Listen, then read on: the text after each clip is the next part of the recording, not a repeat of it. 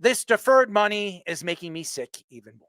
Okay. The Dodgers doing it again, doing this deferred crap, which makes me sick to myself. I'm sick. I threw up before the show. So I'm even more sick when I hear this deferred money crap. Nevertheless, this is the Dodgers, and the Dodgers are going to continue doing this until baseball steps in and does something about it. When you look at John Heyman and this Corbin Burnes, and Jabba, you were talking about this. This is a ridiculous contract. Absolutely. Corbin Burnes, are you kidding me? You're going to pay him this money, 6 years, $210 million.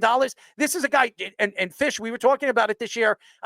He was great for the first half of the season with the Baltimore Orioles and then fell apart in the second half.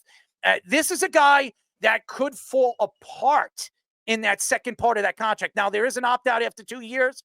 I think he'll be fine for the first 2 years. It's the tail end of that contract if he opts in or if they opt in. So I don't like this contract for the Diamondbacks. They had to make a move. They got to compete with the Dodgers in the division with all this deferred crap money. And the Padres, what they did this year has been remarkable too. They're going to be a good team. They got a pretty good roster as well, and they got a bunch of farm players coming up going into the preseason and then obviously the first half of the season. So Alex Bregman is a big question mark. Now, I think Detroit making this move and bringing him in over there to Detroit's got a very good young team. They bring Alex Bregman in. He's a good leader. You put him at third base with all these young players and the pitching staff that they have right now. Why couldn't Detroit win that division? Why couldn't Detroit challenge to come out of the American League? They're good. They got the Central's garbage anyways. Yeah, absolutely. And Cleveland lost a lot in the offseason. I mean, Cleveland's not as good going into the season as they were the year before that. So, I mean, Detroit is set up very, very well in like you said, Jabba, a division that is very, very wide open. As far as Pete Alonso is concerned, I don't think Met fans have anything to worry about. Nobody is giving Pete Alonso that much money. I think the Mets will give him a 5-year deal. It'll be about, now that I see that 3 years, $90 million, I think they're trying to lowball him.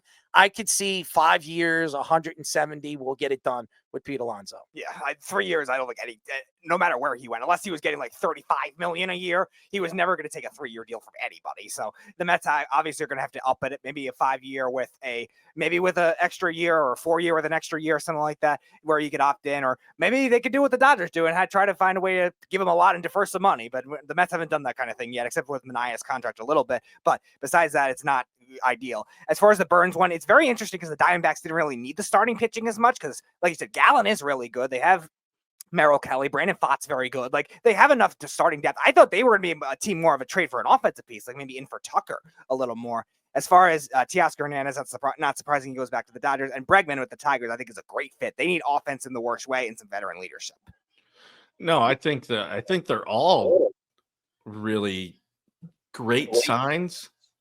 I think, I didn't think Gleyber Torres was going to get $12 million. But if you're going to keep adding pieces and you got Scooble that's going to throw, that's going to give you a chance to win every time. I knew Teoscar was going back to Dodgers. Like, he just wants to win and they can defer the money. Major League Baseball has to do something with all this deferred money, but also at the same time, why isn't anybody else doing it? Or are they just not getting those guys that want to take that money? So, I mean, that's the tough part going through it. They're using it to their advantage. And as much as it sucks, I mean, you can't hate it because nobody else is doing it. I mean, it's crappy getting, a loaded team with everything that they have. I'm tired of the Dodgers. I'm so tired of them. I'm lost with this organization as a whole. Maybe the Diamondbacks can find that magic from, 2 years ago. They were in the World Series. They had all those young guys get there. Now they got Burnes. I think what I heard is that the other 3 pitchers they have, they could lose them after this season. So they wanted to have a guy that they could at least guarantee the year after that, and they could figure out of the 3, because Kelly's had some injury issues. Gallen has been up and down with his health over his career, even though he looked really good last year. It's one of those things where they're trying to hedge their bets and see if they can't turn this back into a contender. I don't think anyone's really, touching what the Dodgers are doing right now with the economics, though. They're ahead of the game. They are playing chess when everyone else is playing checkers. or whatever else Brian Cashman thinks he's playing. It's no one else is doing what they're doing, and they're able to have a payroll that's going to dwarf everyone else without actually paying that price, at least in real time. It's technically an unfair advantage, but no one else is willing to risk the debt, or like you said, maybe they're just not good enough at it yet.